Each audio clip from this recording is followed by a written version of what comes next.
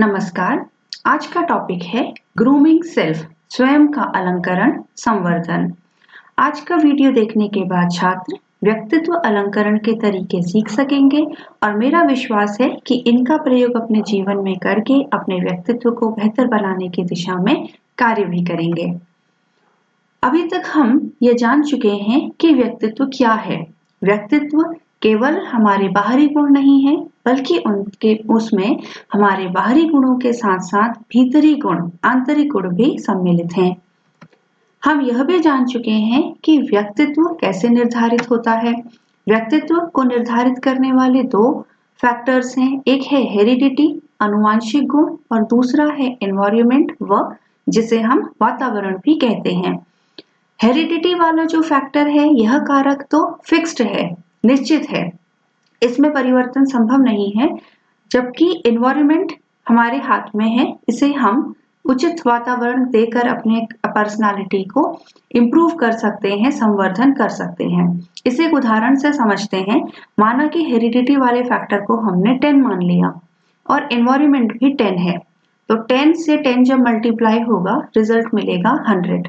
अगर हम इस एनवायरनमेंट को 20 बना देते हैं तो हमें रिजल्ट मिलेगा 200। अगर हमने एनवायरनमेंट को 100 बना दिया तो हमें रिजल्ट मिलेगा 1000।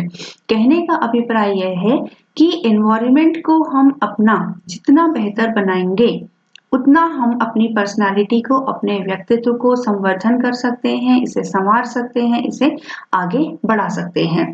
तो एनवायरनमेंट की एक बहुत महत्वपूर्ण भूमिका है पर्सनालिटी को इम्प्रूव करने में, और यही वह कारक है जिसके द्वारा किसी व्यक्ति को एक विशिष्ट पहचान प्राप्त होती है, एक डिस्टिंक्ट आइडेंटिटी मिलती है।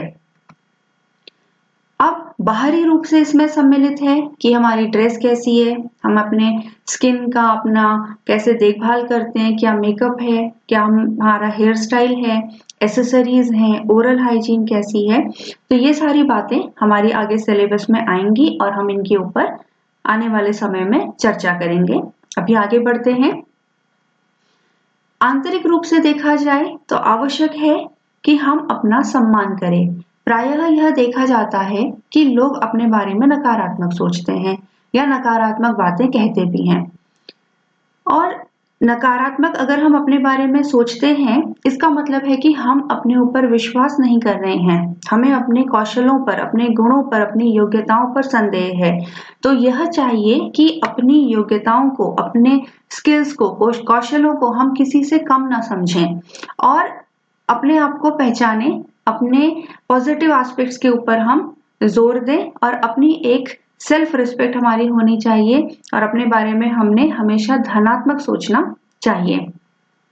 दूसरों के साथ या भिन्न भिन्न प्रकृति के लोगों के साथ किस प्रकार से बातचीत की जाए, कैसे अपने व्यूज को, अपनी बातों को उनके सामने रखा जाए, तर्क के साथ में कैसे बातचीत की जाती है, कैसे कम्युनिकेशन के स्किल्स हैं, ये भी हमको सीखने की आवश्यकता है।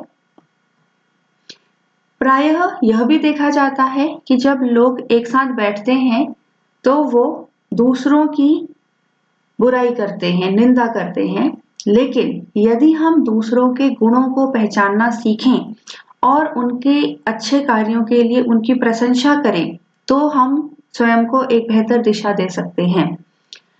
और जब कोई व्यक्ति अच्छा कार्य करता है तो हम उसके प्रति या तो संवेदनहीन हो जाते हैं, हम उससे कोई मतलब नहीं रहता है कि वो क्या कर रहा है या नहीं कर रहा है, या फिर हम उससे ईर्ष्या करने लगते हैं। तो ईर्ष्या तो कभी हमें करनी ही नहीं चाहिए और खुद को भी ये प्रयास करना चाहिए कि हम कैसे दूसरों के द्वारा किए जा रहे अच्छे कार्यों से हम भी एक बेहतर प्रदर्शन करने का प्रयास करें, कोशिश करें।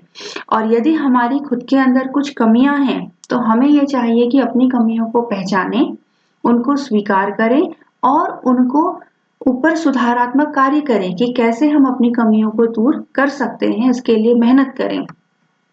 स्वामी विवेकानंद का एक कथन है, मनुष्य में अंतर्निहित पूर्णता की अभिव्यक्ति ही शिक्षा है।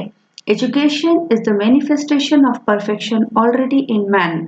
इसका क्या मतलब है? इसका अर्थ यह है कि व्यक्ति में, मनुष्य में पहले से पूर्णता निहित है। पूर्णता मतलब समस्त शक्तियां, समस्त ज्ञान। तो जितने भी हम काम देखते हैं उन सभी कार्यों को करने की क्षमता हमारे अंदर है, और ऐसा स्वामी विवेकानंद कह रहे हैं। इसको समझाने के लिए उनके द्वारा उदाहरण भी दिए गए हैं कि जिस प्रकार चकमक पत्थर में अग्नि होती है और वो कब प्रकट होती है, जब उसे घर्षण किया जाता है, जब उसे रगड़ा जाता है तो उसमें से अग्नि निकलती है। जिस प्रकार से एक बीज के अंदर विशाल वृक्ष होता है, तो हमें भी इस बात का बोध होना चाहिए, इस बात की जानकारी होनी चाहिए कि हमारे अंदर अनंत शक्तियां हैं, अनंत क्षमताएं हैं। और जब हमें इसकी जानकारी होगी, हम इसके ऊपर विश्वास करेंगे, कार्य करेंगे, तो हम अपनी शक्तियों को प्रकट भी कर सकते हैं। जो भी हम स्किल्स सीखना चाहते हैं उन स्किल्स को हम मैनिफेस्ट कर सकते हैं, उन्हें हम वास्तविकता बना सकते हैं उसके ऊपर कार्य करके। कैसे होगा ये? इसके लिए हमें एकाग्र होने की शक्ति होनी चाहिए, कंसंट्रेशन की पावर डेवलप करनी चाहिए कि हम जिस कार्य को कर रहे हैं उस कार्य को हम एकाग्र चित्त होकर बिना अपने ध्यान को भटकाए हुए कर सके। प्रबल इच्छा होनी चाहिए, इच्छा शक्ति, कि हम जो भी डिस्ट्रैक्शंस आएंगे या समस्याएं आएंगी उनको पर ध्यान न देते हुए अपने कार्य पर फोकस रह सके।